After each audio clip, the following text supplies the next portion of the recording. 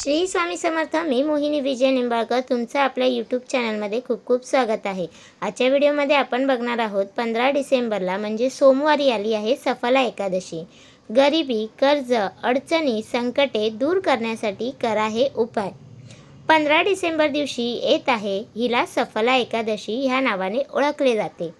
या एकादशीच्या नावातच आहे ही सर्व कार्य यशस्वी करवते ती एकादशी म्हणजे सफला एकादशी.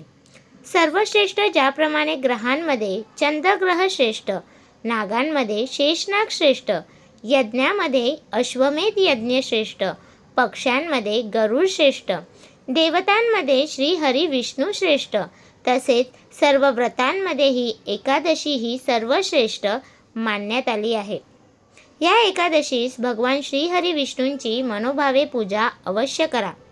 या दिवशी व्रत करा आणि त्यासोबतच अत्यंत सोपे, साधे व प्रभावशाली उपाय देखील करा.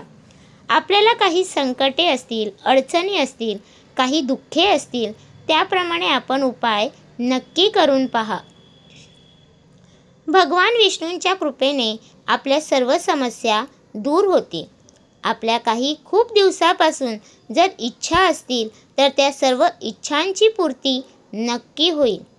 हे उपाय करताना काही छोट्या गोष्टींचे पालन अवश्य करा, नाहीतर आपण केलेले उपाय यशस्वी होत नाहीत.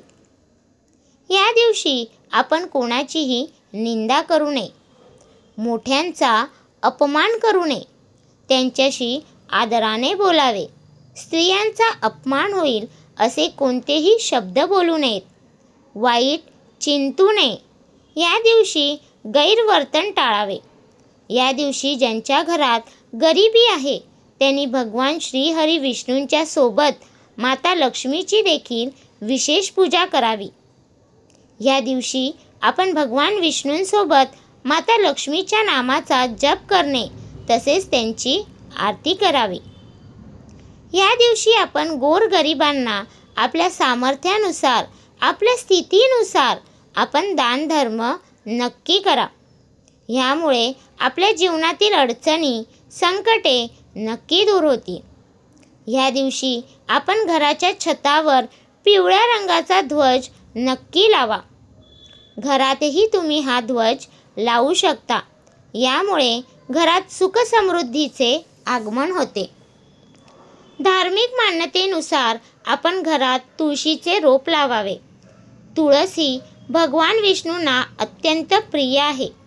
तिला विष्णुप्रिया असे देखील म्हणले जाते. तिला हिंदू धर्मशास्त्राने मातेचा दर्जा दिलेला आहे. या दिवशी तुळशीसमोर संध्याकाळच्या वेळी दिवा नक्की लावा. तसेच ज्यावेळी तुम्ही विष्णूंना नैवेद्य दाखवाल त्यावेळी तुळशीपत्र त्यावर अवश्य ठेवा, नाहीतर नैवेद्य भगवान विष्णू स्वीकारत नाहीत. तुळशीचे रोपटे आपण आपल्या घराच्या पूर्वेला लावावे. तसेच घराच्या उत्तर दिशेला आपण झेंडूच्या फुलाचे रोप लावावे. हे अगदी शुभ मानले जाते. धर्मशास्त्रानुसार आवळ्याच्या रोपट्यात साक्षात विष्णू वास करतात, म्हणून ह्या दिवशी आपण आवळ्याचे रोपटे देखील लावू शकता.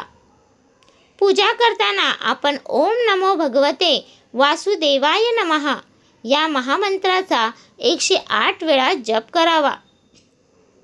एखादी घरात आजारी व्यक्ती घरात असेल, तिचा आजार बरा होत नाही, तर अशा आजारी व्यक्तीस आपण बरे करण्यासाठी आपण भगवान विष्णूंना काही फळे अर्पण करावीत आणि नंतर हीच फळे प्रसाद म्हणून त्या रोगी व्यक्तीस खाऊ घातल्यास ती व्यक्ती बरी होते.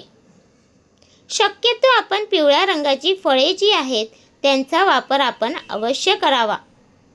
उद्योगधंद्यात यश मिळत नसेल तर आपण ह्या दिवशी विष्णूसोबत माता लक्ष्मीची देखील पूजा करावी. माता लक्ष्मीला आपण सौफ म्हणजेच बडीशेप तसेच भगवान विष्णूंना खडीसाखरेचा भोग आपण अवश्य लावावा. सोबतच आपण ओम ह्रीं श्री लक्ष्मी वासुदेवाय नमः या महामंत्राचा जप आपण अवश्य करावा. तसेच ते बडीशोप आणि खडीसाखरेचा भोग आपण दररोज जेवण झाल्यानंतर प्रसाद म्हणून सेवन करावे. आपल्याला उद्योगधंद्यात अवश्य यश मिळेल.